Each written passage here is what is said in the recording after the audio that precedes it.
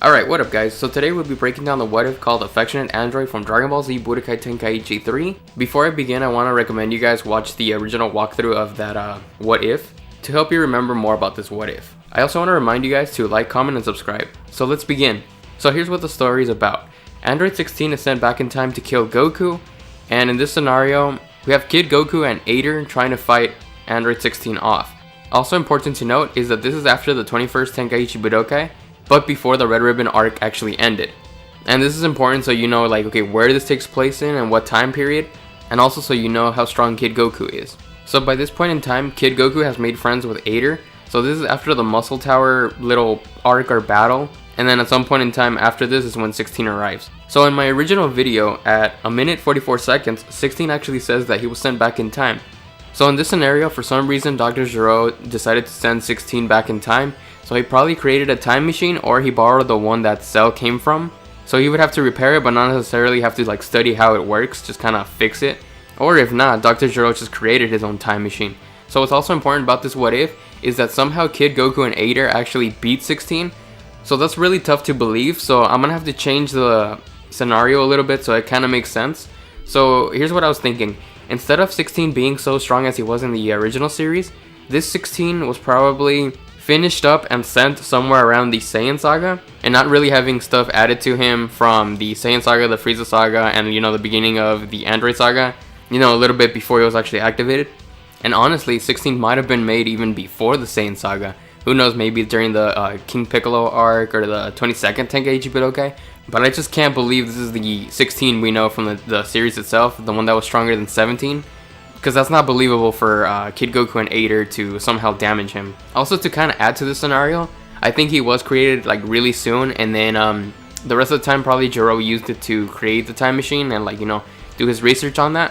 And coincidentally, 17 and 18 like don't exist as cyborgs in this timeline. And also, I don't believe Cell was actually made either. And on top of that, also 19 and 20 weren't sent. So, you know, Gero probably didn't even make himself into an android. Because, you know, if he wanted to make sure that this was done, he would probably go himself. So you probably know he would be like in his human form, and he would do the research and make 16 and then send him. So yeah, 17, 18, 19, himself as an android and also Cell are probably not a thing. Or they're not ready, but more than likely he just like kind of focused on the time machine elements and also 16. And if Cell was a thing, he would probably be too young too, so yeah. Also on a side note, remember that Cell, the one that we actually saw fight the Z Warriors? He's from the unseen timeline that actually ended up killing Trunks. So the one from this timeline and that one are two different ones. So, you know, Cell would be too young. Also, when 16's fighting them, he actually says that he can't use his full power. But even if he couldn't, he shouldn't be damaged by them, because they're super weak compared to him. So I have to say that this is still 16 from prior to the Saiyan Saga. So he's nowhere near as strong as he was originally in the timeline we actually saw. Because logically, if he had his main timeline power, it would make him practically invincible against these guys. So that it actually makes sense, it has to be more like my scenario. Maybe not exactly, but something more like that, so we could actually get an explanation of how he actually got hurt. And actually, the last few lines of this scenario actually like help my theory out. 16 says, damage to the head, repairs impossible, unable to continue combat operations. So if he's that strong as he was originally, that couldn't have happened. And lastly, about this what if, 16 is actually spared because Goku wanted him not to be destroyed. So yeah, that's definitely in Goku's character. But now you might also be wondering about his rage boost he got in the fight. And you might be wondering that's how he was able to actually damage 16. But no, that can't be. Their powers are so different. And if you're wondering how Ader could actually get a rage boost, well, that's because he's actually a cyborg. Because if you remember in the Buu Saga, he was actually one of the people who donated Genki for the Spirit Bomb.